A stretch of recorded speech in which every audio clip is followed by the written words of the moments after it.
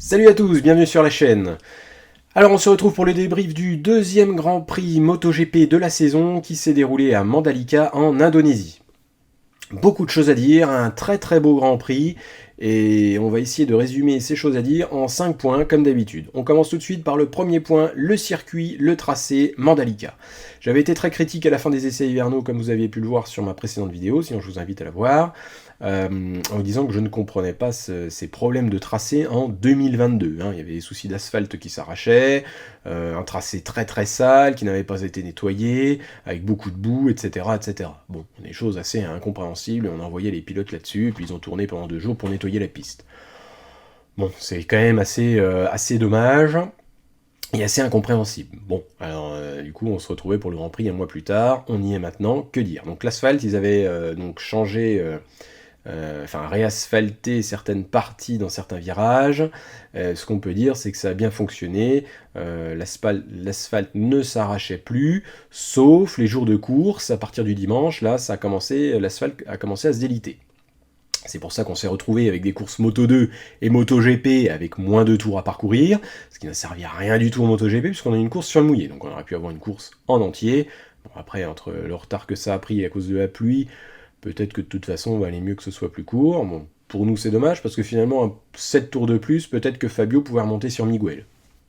Bon, ma foi, c'est comme ça, on y est courant. Donc, mais ils vont être obligés de réasphalter à nouveau. Et l'ensemble du circuit, visiblement. L'ensemble du circuit, c'est quand même complètement dingue. 2022, je vois pas. Et on est en train de parler, je suis en train de lire, de réasphalter le circuit annuellement. C'est-à-dire que tous les ans, ils vont réasphalter. Là, je comprends plus. Là, je comprends pas comment c'est possible de faire ça en 2022. Je veux dire, ok, il y a le climat du pays, d'accord, mais en Malaisie, ça va être à peu près le même climat, je pense. Et le circuit malais, il le touche pas, quoi. Voilà, ils n'ont pas réasphalté 150 fois. Donc je pense qu'il y a vraiment une erreur sur le choix de l'asphalte. Maintenant, ma foi c'est comme ça, mais là c'était plutôt bien, le circuit était beaucoup plus propre que pendant les essais hivernaux, bon on a vu les Moto 3 quand même en FP1, sous la pluie les motos étaient vraiment très sales, mais finalement ça a été quoi, il n'y a pas eu de plainte par rapport à ça, donc c'était plutôt bien. Le tracé en lui-même est vraiment magnifique, des grandes courbes rapides, c'est vraiment super. Après, pas facile de doubler sur ce tracé-là, mais on a vu quand même de très très beaux dépassements, de très beaux décalages, avec des dépassements bien préparés en amont, c'était vraiment superbe, donc ça, très très bien. Donc ma foi, voilà, et puis l'adhérence sur le mouillé, quelle adhérence extraordinaire. Là pour le coup l'asphalte extraordinaire. Nous avons donné une course fantastique sur le mouillé avec Fabio Quartararo et d'autres pilotes, je parle de Fabio parce que lui il l'a déclaré en conférence de presse, il a touché le coude quand même sur le mouillé. Et en plus c'est pas le meilleur pilote sur le mouillé normalement, donc là chapeau quoi. Un très très beau travail qui a été fait, et c'est important parce que vu les pluies diluviennes qui peuvent y avoir dans ce pays-là, c'est quand même important d'avoir un asphalte qui est très très bon sous la pluie. Donc bravo. Le deuxième point, Marc Marquez, la saga, ça continue. Donc après les essais hivernaux, je vous avais dit, bon, il va peut-être se calmer, mais bon, il avait déclaré qu'il ne changerait rien à sa façon de piloter et qu'il continuerait à tenter le tout pour le tout, quitte à chuter, ma foi, c'était pas grave. Bon, déclaration assez étonnante, mais en tout cas, on sentait que Marquez ne voulait pas changer sa façon de faire. Après tout, bon, il est 8 fois champion du monde, donc... pas de raison spécifiquement de changer finalement. Et puis à cause du Qatar, là on a vu un changement puisqu'il est resté tranquillement à sa place en course, il n'a pas tenté de choses folles, et il a dit bah, si j'ai fait la course que j'ai faite, c'est que je pouvais pas faire mieux, et j'ai préféré assurer de bons points. Et c'était plutôt très intelligent puisque Fabio Quartararo était nulle part, Pecco Bagnaia était à terre, avec Martin puisqu'il l'a embarqué.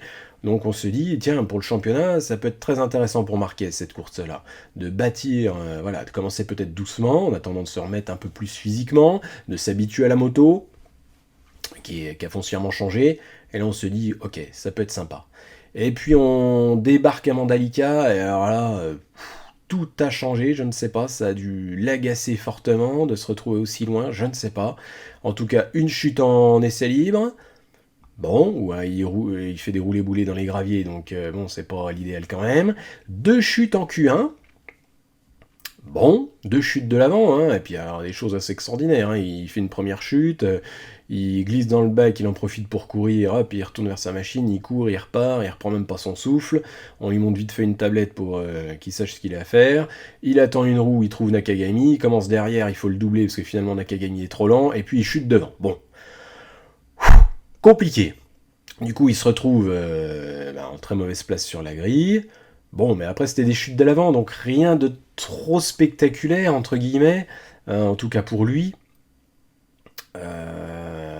Donc pas de blessure, donc tout va bien, finalement. C'est pas, voilà, c'est juste la machine qui est fortement endommagée, mais bon, les mécanos sont là, font un travail extraordinaire, et avec Honda, il n'y a pas de souci. Donc jusque-là, pas de soucis. Et puis le warm-up, là, un high side énorme. Et on a eu très très peur, hein, parce qu'on a vu Marc Marquez à la fin de sa chute quand même en poupée de chiffon, c'est-à-dire qu'on voyait les bras qui étaient plus du tout retenus. Donc là, on se dit qu'il a perdu connaissance, et il a dû perdre connaissance au moment de l'impact, mais il a retrouvé connaissance très très vite, parce qu'on l'a vu se remettre debout assez vite, et puis marcher, même s'il chancelait un petit peu. Ça avait l'air d'aller, et puis surtout rien de cassé. Donc ça, c'était important. Et puis bon, après il est transporté en hélico quand même à l'hôpital le plus proche, et puis après des tractations pour savoir s'il court pas. Bon. Vu le volume qui s'est pris, et puis le passif de Marc Marquez là, avec son corps et ses chutes, on peut se dire qu'il était complètement inconscient de courir. Et finalement la raison l'a emporté, il a déclaré forfait, il était déclaré unfit, donc voilà, on était quand même rassurés, parce qu'on se dit, à ce train-là, qu'est-ce qui va se passer ? Donc on peut voir la chose de plusieurs points de vue. Le premier, c'est que c'est extraordinaire de voir un pilote comme ça qui ne lâche rien, qui est courageux comme ça. Il y a eu beaucoup de problèmes physiques, mais il continue à pousser plus que de raison, à prendre des chutes, à se relever tout de suite, à reprendre sa machine. Bref, ça c'est assez extraordinaire et ça mérite le respect. Le deuxième point de vue, c'est de se dire que c'est de l'inconscience. Quand on voit les problèmes physiques qu'il a eu, et ça l'a obligé à être éloigné quand même de longs mois de la moto. Là, récemment quand même cet hiver avec la diplopie, donc là un gros choc comme ça à la tête, on peut se dire que ça peut redéclencher la diplopie. Donc là, on se dit c'est quand même plutôt inconscient, est-ce qu'il a bien mesuré tous les risques ? Et puis on peut même jusqu'à aller dire que c'est de la bêtise, hein, parce que de toute façon la Honda était nulle part, pourquoi forcer comme ça ? Pas un réel intérêt, on a la deuxième course du championnat, on sait qu'en Argentine normalement il est très très fort, donc bon, Mandalika ok, on prend quelques points, peut-être pas beaucoup, mais voilà, on sauvegarde son capital santé, et puis on voit ce qui se passe. Et puis quand on voit finalement la course, qui se déroule sur le mouillé, mais je pense qu'il a manqué une grosse occasion, parce que je pense qu'il pouvait la gagner. Quand on sait avec quelle facilité et quelle... je sais pas comment on peut dire, mais il a une lecture du grip de la piste qui est absolument extraordinaire, on peut se dire qu'il a gagné. Parce qu'il aurait mis, je sais pas, quelques mètres seulement, peut-être juste le tour de mise en grille, à se dire, oh putain, il y a du grip, paf, je peux attaquer d'emblée, poser le coude par terre tout de suite, ça va le faire. Quand on regarde les deux meilleurs pilotes dans cet exercice-là, ce week-end, c'est-à-dire Jack Miller, bon, je pensais vraiment que Jack Miller allait la gagner. Je suis étonné que ce soit Miguel Oliveira. Parce que Jack Miller sous la pluie, on sait que c'est un pilote extraordinaire. On le sait, c'est tout, c'est comme ça, c'est un fait. Eh bien non. Mais les deux pilotes sont partis quand même devant, largement devant tout le monde, et on peut se dire que Marc Marquez, déjà rien qu'au départ, il prenait minimum 5-6 places, parce qu'on sait qu'il fait des départs extraordinaires. Donc, après avec la vista qu'il a sous la pluie, je pense qu'il pouvait la gagner. Et s'il la gagnait pas, il pouvait faire un podium ou un top 5, ce qui est extraordinaire vu le week-end. Vu le week-end, c'est extraordinaire. Donc c'est vraiment dommage. Je pense que là, il y a une grosse occasion manquée. J'espère qu'il va réfléchir, et surtout qu'il va faire attention, parce que vu les volumes qu'il se prend, on peut avoir peur, hein. Il peut finir peut-être tétraplégique, peut-être, j'en sais rien, après c'est le sport moto, on risque toujours, mais là on a vraiment l'impression qu'il force vraiment beaucoup le destin. Bon, ma foi, à suivre, mais j'espère qu'on va le voir en Argentine en bonne forme et qu'il va pouvoir se battre. Allez, le troisième point, KTM, premier au championnat constructeur après 2 courses extraordinaires. Après les essais hivernaux, j'aurais jamais dit que KTM était en aussi bonne forme. Alors, pas de chance, puisqu'au Qatar, c'est Binder, là c'était Oliveira. Dommage, c'est pas toujours le même pilote, donc au championnat pilote, ça ne fait pas avancer plus les choses. Après, les deux sont en lice du coup, hein, les deux sont dans les 4 meilleurs pilotes au championnat de mémoire, hein, donc ça joue, mais assez extraordinaire. Et sur deux circuits bien différents, des conditions bien différentes aussi. Donc, est-ce que la KTM ne va pas être la machine à battre? En tout cas, ça va être intéressant de voir ça. S'ils arrivent à maintenir ce niveau de compétitivité tout au long de l'année, ça va être très très intéressant, hein. Donc là, chapeau, bravo KTM, Miguel Oliveira, une course extraordinaire, formidable. Et j'attendais franchement Brad Binder à un niveau bien plus élevé sous la pluie, parce qu'en général, il est assez bon dans ces conditions, et finalement, bon, on l'a pas trop vu, quoi. Dommage pour lui. Mais en tout cas, là, bravo KTM. Et même sur les conditions sèches, hein, ils étaient là, hein. Miguel Oliveira était plutôt bien placé. Donc, bravo. Bravo KTM. Tout simplement, je suis impressionné. Je ne les attendais pas à ce niveau-là. Quatrième point, Johan Zarco. Et j'ai intitulé ça Johan Zarco, l'occasion manquée. Et oui, effectivement. Alors, sur le sec, il nous a fait plaisir dès le début du week-end, hein, avec de très bonnes performances, qualifié tout de suite en Q2. On a l'impression que c'était facile. Bon, il se prend une pelle en FP4 qui, je pense, met un petit peu à mal sa confiance. Et du coup, en Q2, on a vu que c'était un petit peu compliqué. Il arrive dans son dernier tour à choper la première ligne, grâce effectivement à... Bah oui, il était dans le bon paquet, il était derrière Bastianini, qui suivait je sais plus qui. Bref, de bonnes roues, donc, mais c'est le jeu, hein, je veux dire, bon... c'est le jeu, il n'y a rien à dire là-dessus, donc une très bonne place sur la grille. Là, il nous rassure sur ses départs, en nous disant qu'il a repris sa méthode, blablabla. Bon, bref, le départ était loupé. Hein. Alors peut-être moins loupé que la semaine dernière, donc ça c'est plutôt positif, et il a été assez agressif dans les premiers virages pour reprendre des places, donc il était pas mal. Il était pas mal, mais il a quand même perdu des places, donc ça c'est dommage. Et puis il a mis un petit peu de temps à comprendre le grip, mais bon, ça pouvait jouer, hein, je veux dire, quand il a commencé à remonter, il était à peu près une demi-seconde plus vite que Miguel Oliveira, donc ça pouvait le faire. Alors il arrive à doubler Rins, Quartararo, et puis ensuite il arrive derrière Miller, et là il a passé 4 tours derrière Miller, un enfer total, et là la course était pliée, quoi. 4 tours derrière Miller, il s'est fait repasser par Quartararo qui a réussi à doubler Miller tout de suite, enfin bon bref. Ça a été... c'est l'occasion manquée. Alors il a failli, à un moment il a tenté de doubler Miller au freinage, et puis bon, Miller avait dû relâcher les freins ou a freiné plus fort, et il a failli l'emplafonner, donc bon, il a perdu beaucoup de temps, du coup il a élargi, etc. etc. Donc c'est dommage, parce qu'il est arrivé à se débarrasser de Miller assez vite, je pense qu'il pouvait jouer la victoire. Bon, ma foi, ce sera pour la prochaine fois, mais enfin, à force de dire c'est la prochaine fois, il n'a toujours pas de victoire, ça commence à être inquiétant quand même. Il n'y en a toujours pas, quoi, c'est tout. Mais bon, en tout cas, un bon podium à prendre.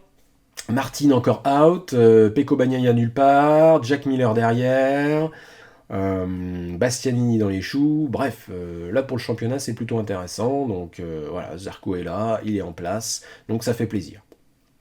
Mais j'espère vraiment que ça va le faire. Alors il dit que l'Argentine est un tracé qui lui plaît, c'est vrai. Donc pourquoi pas en Argentine, à suivre. Cinquième point, Fabio, bien évidemment, Fabio Quartararo. Alors, extraordinaire, tout au long du week-end devant, une pole superbe. Et puis là, le dimanche, patatras, pour la course MotoGP, la pluie diluvienne qui tombe. Et là, on se dit, mais pourquoi? On sait que la Yamaha est quand même pas tip-top en ce début de saison, un moteur vraiment en retrait. Là, on la voit qui est devant. On a vu qu'au Qatar, c'était pas ça, alors que l'an dernier, ils avaient gagné les deux courses. Et là, on les voit à Mandalika, super compétitif. Puis toutes les Yam, hein, je veux dire, Morbidelli était dans le coup, bon, il s'est loupé au qualif, mais bon, c'est pas grave. Dovizioso, alors dans le coup, entre guillemets, hein, mais bon, par rapport à la semaine dernière, c'était beaucoup mieux. Bon, Darren Binder a eu du mal, mais bon, il est rookie, donc ça veut pas dire grand-chose, puis il a pas la même machine que les autres, donc bon, peu importe. Mais en tout cas, voilà, quand on voit Morbidelli et puis Quartararo, on voyait que c'était dans le coup, donc on se dit super occasion, là faut pas la louper, quoi. Hein. La machine est là, bon bah faut prendre la victoire et puis espérer que les autres ça soit pas génial. Et ça avait pas l'air génial quand on voit Bagnaia qui passe pas en Q1, enfin qui passe pas directement en Q2. On se dit bon, il y a peut-être quand même beaucoup de points à prendre, même si c'est bien rattrapé par la suite, il y a peut-être beaucoup de points à prendre. Et là la flotte, là on se dit, c'est la guigne quoi. On se dit, bah voilà, il va avoir une place. Alors après, au Mans, quand même, il s'en était très très bien sorti l'an dernier. Hein. Il faut s'en souvenir. mais on se dit, c'est pas possible, la guigne, quoi. Un bon départ, il prend un bon départ, comme à son habitude, j'ai envie de dire. Et puis il perd des places petit à petit. Mais il se maintenait quand même dans le haut du top 10. Donc c'était vraiment intéressant. Et puis il a fini par comprendre le grip, voir qu'il y avait vraiment beaucoup de grip sur cette piste mouillée. Et là, le festival, quoi. Coude par terre, meilleur temps, et là il remontait comme une balle. Alors c'est arrivé un peu tard, et comme il n'y avait que 20 tours au lieu de 27 tours, on peut se dire s'il y avait eu 27 tours, peut-être qu'il aurait pu jouer la victoire, mais d'un autre côté, Zarco il avait remonté dans les derniers tours, les 2 derniers tours, donc bon, peu importe. En tout cas, une très belle course, 2e place, alors il aurait pu la gagner sur le sec, mais d'un autre côté, Bagnaia nulle part, Martin à terre, Marquez absent. Pour le championnat, c'est quand même une très belle opération. Pour le moment, on se dit pas que Miguel Oliveira va être super inquiétant. Brand Binder, on n'y croit pas trop non plus. Donc, pour le moment, on se dit que c'est finalement une très belle opération. Et qu'il faut en profiter. Et on verra ce qui se passe en Argentine. Mais en tout cas, finalement, c'est une très belle course. C'est une superbe course. On voit qu'il apprend et qu'il ne lâche rien surtout. Hein. Parce que je lis sur les réseaux des fois, voilà, c'est une pleureuse, il pleure son moteur, blablabla, maintenant qu'il est champion. Oui, non, mais il pleure pas en fait. C'est un fait que la Yamaha n'a pas de moteur, qu'elle n'a pas de traction à l'arrière. C'est ce que demandent Rossi et Vignales depuis des années et des années, et ils l'ont pas. Et lui, il dit qu'il a les mêmes soucis, quoi. Alors, quand tout va bien comme ça, avec une bonne traction, une bonne adhérence, la machine est fantastique, et il arrive à s'en débrouiller, même si une vitesse de pointe moindre, mais c'est pas dramatique. Mais quand il n'y a pas tout ça, bah, ça va pas, quoi. Bon. Donc là, une course extraordinaire de Fabio, une course de champion, donc tant mieux. Tant mieux, tant mieux, tant mieux. On a hâte d'être en Argentine déjà, en espérant qu'il va pouvoir confirmer ça et profiter un petit peu des Ducati qui sont pas tout à fait prêtes. On sent que c'est quand même compliqué. Euh, donc, à suivre. Allez, le One More Thing. Vous avez l'habitude, Darin Binder. Allez, un petit mot sur Darin Binder, parce que j'ai pas mal critiqué ça, le fait qu'il soit en MotoGP après les essais hivernaux. Eh ben écoutez, Darin Binder fait une superbe course là. Alors, il y a encore eu des plaintes. Hein. Néa Bastiani qui s'en est plaint, il s'est appuyé dessus, blablabla. Bon, on n'a pas vu l'action. Enfin, moi, j'ai pas vu d'action de Darin Binder pendant cette course. Bon, que dire, oui, après, je crois que c'était dans les premiers tours. On sait que les premiers tours, de toute façon, c'est toujours la guerre, donc... Bon, on n'a pas l'impression qu'il ait fait de choses stupides, il est resté sur ses roues dans des conditions quand même très délicates, il a réussi à prendre la mesure de la piste, donc bien joué, bravo à lui, et une belle course, hein, enfin, le meilleur rookie là, donc que dire, c'est extraordinaire, venant du Moto 3, enfin c'est inespéré, donc c'est très bien, moi j'ai l'impression qu'il prend quand même le temps d'apprendre, il fait pas de choses folles, en tout cas on les voit pas à la télé, donc ma foi, moi je trouve ça, c'est tout bon, pour le moment c'est vraiment tout bon, qu'il garde cet esprit là, cet état d'esprit-là, pour continuer d'apprendre et puis faire de bonnes perfs comme ça, et puis ça va le faire. Hein. Voilà, en tout cas une superbe course, franchement, on ne s'est pas ennuyé. Moi j'ai vibré, autant au Qatar, bon, j'ai pas trouvé la course fantastique, après c'était peut-être parce que les 2 Français n'étaient pas devant, et j'ai été déçu, c'est bien possible, et là on avait 2 Français qui jouaient devant, 2 Français en première ligne, les 2 Français sur le podium, franchement ça fait plaisir, donc j'ai hâte d'être en Argentine, et puis de les voir évoluer à nouveau, j'espère, dans les premières places. Voilà. Bah écoutez, dites-moi vous ce que vous en avez pensé, et puis je vous souhaite une bonne journée, et puis à très bientôt pour l'Argentine. Allez, salut!